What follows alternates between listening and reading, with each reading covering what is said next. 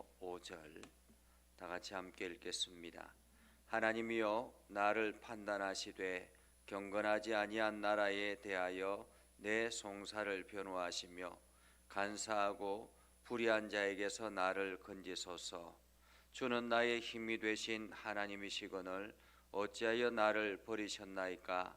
내가 어찌하여 원수의 억압으로 말미암아 슬프게 다니나이까? 주의 빛과 주의 진리를 보내시어 나를 인도하시고 주의 거룩한 산과 주께서 계시는 곳에 이르게 하소서. 그런즉 내가 하나님의 제단에 나아가 나의 큰 기쁨의 하나님께 이르리이다. 하나님이여 나의 하나님이여 내가 수금으로 주를 찬양하리이다. 내 영혼아 네가 어찌하여 낙심하며 어찌하여 내 속에서 불안해하는가? 너는 하나님께 소망을 두라. 그가 나타나 도우심으로 말미암아 내 하나님을 여전히 찬송하리로다. 아멘. 오늘도 하나님의 은혜가 여러분의 삶에 가득하기를 바랍니다. 종교개혁가였던 마틴 루터가 종교개혁을 하다가 여러 가지 많은 일들에 부딪혀서 심히 낙심할 때가 있었습니다. 시리에 빠져서 처져 있는 루터를 보고 어느 날 그의 아내가 하얀 소복을 입고 나타났더라는 것입니다. 그래서 루터가 누가 돌아가셨습니까? 하고 물었더니 하나님께서 돌아가셨습니다 라고 그렇게 이야기를 하더라는 거죠. 루터가 깜짝 놀라서 하나님이 돌아가셨다니요 라고 이야기하니까 당신이 지금 이렇게 낙심하고 좌절해 있는 것은 하나님이 돌아가셨기 때문에, 하나님을 의지할 수 없기 때문에 이런 것 아닌가라고 그렇게 이야기를 했더라라는 것입니다. 사실 우리가 인생을 살아가면서 때로는 많은 일들을 만날 때, 낙심이 될 때에 이러한 마음들이 있죠. 하나님을 의지한다라고 하지만은 하나님의 살아계심과 하나님의 실존을 온전히 느끼지 못하고 그냥 낙심할 때가 있다라는 것입니다. 오늘 시편의 저자도 마찬가지라고 말할 수 있을 것 같습니다. 오늘 시편 43편은 42편과 더불어서 쌍둥이 시편이다 이렇게 불리기도 합니다. 한마디로 42편의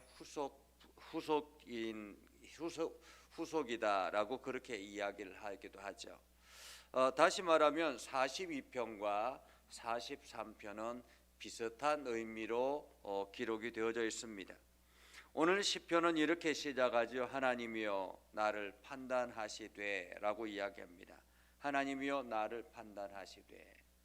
오늘 하나님께서 지금 자기 자신을 판단해 달라라고 이야기합니다. 그러면서 경건하지 아니한 나라에 대하여 내 송사를 변호하시고 간사하고 불의한 자에게서 나를 건지소서. 사실 우리가 여러 가지 어려운 일들을 만나게 되면 법정에 서게 될 때도 있잖아요. 때로는 억울한 가운데서 법정에 설 때도 있지만은 우리의 실수로 법정에 설 때도 있습니다. 그때 함께 동반하는 사람이 있다면 그 사람은 바로 변호사라고 말할 수 있습니다. 변호사는 나의 문제에 대해서 최대한 변론을 해서 내 편에서 유리하도록 판결을 이끌어내도록 돕는 이가 바로 변호사인 것입니다. 오늘 시인은 이렇게 이야기합니다. 나를 판단하시되 라는 말은 나의 모든 것을 보시고 라는 말입니다.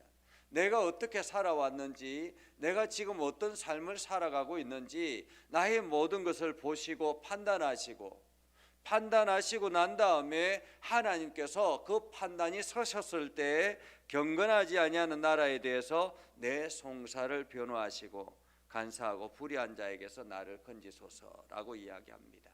이 말은 지금 시인의 주변에는 간사하고 불의한 자들이 끊임없이 에워싸고 있다라는 거예요.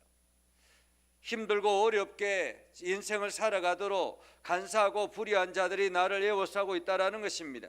그리고 또한 끊임없이 경건하지 않은 사람들이 이 시인을 공격해서 지금 어려움에 처하게 되었다라는 것입니다.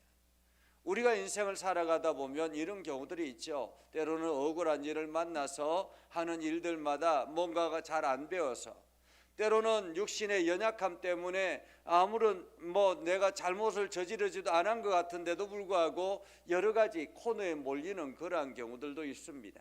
내 의지와 상관없이 어려움을 당하는 경우들이 있죠. 그때 우리는 어떻게 해야 되는가라는 것입니다. 나는 어떻게 해야 되는가라는 거죠. 오늘 시인은 이 모든 일들을 겪으면서, 이러한 고난을 겪으면서 하나님 앞에 끊임없이 엎드려 기도한다라는 것입니다. 하나님, 나를 판단하시되 라고 이야기합니다.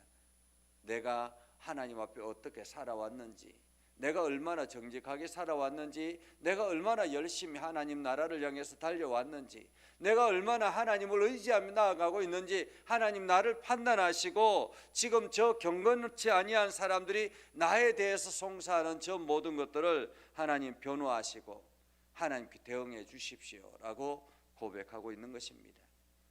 혹시 우리의 삶 가운데서, 여러분의 삶 가운데서 이러한 어려움이나 낙심이 될 때, 여러 가지 환경에 처할 때, 난처한 상황에, 불리한 상황으로 몰려갈 때에 여러분들이 나아갈 수 있는 그 모든 것들을 해결할 수 있는 길은 바로 하나님 앞에 엎드리는 것입니다. 오늘 시인은 이렇게 고백하죠. 주는 나의 하나님이 되신 하나님, 주는 나의 힘이 되신 하나님이시거늘, 주는 나의 힘이 되신 하나님이거늘. 오늘 시인은 매사의 모든 것에 하나님이 힘이 되어 주셨다라고 고백합니다. 지금 우리가 살아왔던 모든 환경에, 여정에 하나님이 힘이 되어 주셨기 때문에 지금 이 자리까지 있게 됐다라는 말이죠. 그런데 하나님께서 힘이 되어 주시고 나와 함께 동행하여 주셨는데, 지금 이러한 곤란한 처지에 놓이게 되니까 마치 하나님이 자기를 버린 것처럼 그렇게 생각이 되더라라는 것입니다. 어찌하여 나를 버리시나이까? 어찌하여 나를 버리시나이까? 여러분, 이 단어가 기억이 나십니까? 어찌하여 나를 버리시나이까? 예수님께서 십자가 위에서 절규했던 절규의 소리죠. 하나님, 나의 하나님, 나의 하나님, 어찌하여 나를 버리셨나이까? 어찌하여 나를 버리셨나이까? 오늘 예수님께서 하나님 앞에 그렇게 간절하게 기도하고 할 수만 있다면 제발 이 잔을 나에게서 떠나가게 해 주십시오라고 기도했지만은 하나님은 그 기도의 소리를 듣지 아니하시고 예수님을 십자가에 달리게 두셨다라는 것입니다. 이유는 무엇입니까? 그 십자가를 통해서만이 우리가 구원의 길을 걸어갈 수 있기 때문에 그런 것입니다.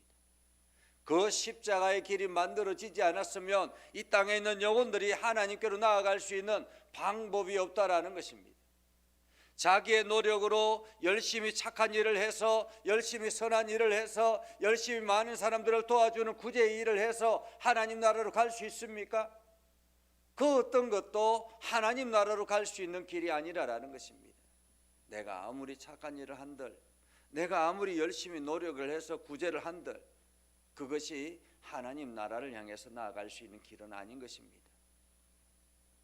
하나님께서 우리의 물질이 필요해서 우리에게 무언가를 요구하겠습니까? 하나님께서 우리에게 어떤 무언가가 필요해서 우리의 노력이 필요하겠습니까? 이 땅에서 살아가는 우리의 모든 환경은 하나님 나라에서는 아무런 것도 아니라는 것입니다. 그럼에도 불구하고 하나님께서 우리를 부르셔서 하나님의 일들을 감당하도록 하신 것은 우리가 하나님 나라를 향해서 나아갈 수 있는 길을 만들어 주기 위해서라는 것입니다. 오늘 시인도 마찬가지입니다. 주는 나의 힘이 되신 하나님이시거늘 어찌하여 나를 버리셨나이까? 라고 그렇게 외치지만은 그의 마음속에는 여전히 하나님이 나의 힘이 되어 주신다라는 것, 하나님이 살아계시다라는 것, 하나님께서 나를 지켜주실 것이다라는 이러한 믿음이 있었던 것입니다. 내가 어찌하여 원수의 억압에서 억압으로 말미암아 슬프게 다니나이까. 주의 빛과 주의 진리를 보내시어 나를 인도하시고 주의 거룩한 산과 주께서 계시는 곳에 이르게 하소서. 하나님, 나를 주의 빛과 주의 진리를 나에게 보내주셔서 나를 인도하여서 주님의 거룩한 산에, 주님이 계시는 그곳에 나를 이르게 하소서. 이것이 오늘 시인의 소망이라는 것입니다. 시인은 계속 이어서 고백하죠. 그런즉 내가 하나님의 제단에 나아가 하나님께서 나를 붙들어서 주의 빛으로 주의 진리로 나를 이끌어서 하나님의 거룩한 산, 하나님이 계시는 그곳에 이르게 하면 내가 하나님의 제단에 나아가 기쁨과 즐거움으로 하나님께 영광을 돌리겠습니다. 찬양으로 영광을 돌리겠습니다라는 거죠. 여기서 하나님의 제단은 어디입니까? 하나님의 제단은 번제단을 말합니다. 번제단은 무엇입니까? 짐승의 피를 하나님 앞에 쏟아 붓는 것입니다. 다시 말하면 예수 그리스도의 십자가의 보혈로 쏟아 붓는 것이 바로 번제단인 것입니다. 예수 그리스도의 십자가의 장소, 그 장소가 바로 주의 제단이라는 것입니다. 그 십자가를 통해서 우리가 구원을 얻게 되었고 그 십자가를 통해서 우리가 하나님 나라의 길을 걸어가게 되었다라는 거죠. 다시 말하면 우리가 하나님의 제단에 나아가는 것은 예수 그리스도의 십자가의 능력으로 나아가는 것입니다. 그래서 그 십자가 앞에 엎드려 하나님 앞에 간절하게 기도할 때에 하나님은 우리의 삶을 붙들어 주시는 것입니다. 우리는 그 제단에서 찬양하고 그 십자가 앞에서 하나님께 영광을 돌리는 것, 이것이 하나님께서 나를 통해서 사용하시는 일이다라는 거죠. 그래서 시인은 이야기합니다. 내 영혼아, 내가 어찌하여 낙심하며 어찌하여 내 속에서 불안해하는가. 내 영혼아, 하나님께서 살아계시고 하나님께서 나의 힘이 되어주시고 하나님께 주의 빛과 주의 진리로 나를 이끌어 주시는데 내가 어찌하여 낙심하며 어찌하여 내 속에서 불안해하는가. 사실 우리의 의지와 우리의 속 마음은 다를 때가 있습니다. 우리의 의지는 하나님을 향하여 끊임없이 나아가려고 하고 우리의 의지는 하나님 앞에 엎드려 뭔가를 하려고 하지만은 우리의 마음에 낙심이 되고 좌절이 되고 하면 나도 모르게 내 마음속에서 불안해하더라라는 거죠. 그래서 시인은 이야기합니다. 우리가 이 불안을 극복할 수 있는 길은 하나님께 소망을 두라라는 거죠. 하나님께 소망을 두라. 사람을 의지할 게 아닙니다. 환경을 의지할 게 아닙니다. 우리의 소망은 하나님인 것입니다.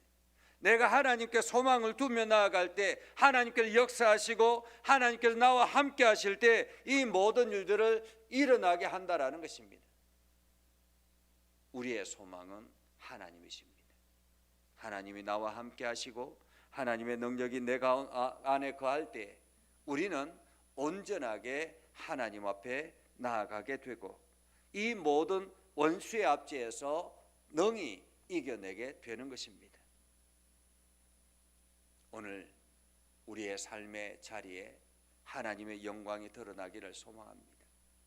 사실 오늘은 3.1절 대한독립 만세를 불렀던 그날이죠. 그 3.1절 그때에 정말 일본의 압제 아래서 이 나라 이 민족은 완전히 고통의 시간이었습니다. 절망의 시간이었습니다. 앞이 보이지 않는 캄캄한 어둠의 시간이었습니다.